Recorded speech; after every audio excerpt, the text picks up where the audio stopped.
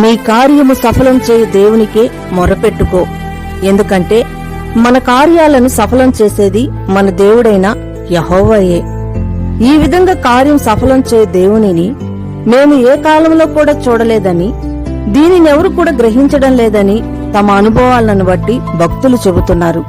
పెద్దదాసుడని ఎలియాజరుకి తన యజమానుడైన అబ్రహాము అప్పగించిన కార్యం చేయలేకపోతే అసమర్థుడు అని అనిపించుకున్నట కంటే చెప్పిన కార్యాన్ని చేసి చూపిస్తే నమ్మకమైన మంచి దాసుడా అని తన యజమాని యొక్క ప్రశంసలు అందుతాయి. కనుక ఆ కార్యం సఫలం కావాలంటే తన యజమాని ప్రార్థనలు సఫలం చేసిన దేవుడని యెహోవా వలననే సాధ్యమని, తన ఆలోచనలను, తాను కోరే కోరికను, తాను చేయి ప్రయత్నమును ప్రయాణమును సఫలం చేయమని దేవునికి మొరపెట్టగా తాను అడిగినవన్నీ సఫలం చేశాడని సంతోషంగా దేవునికి స్తుతులు చెల్లించాడు.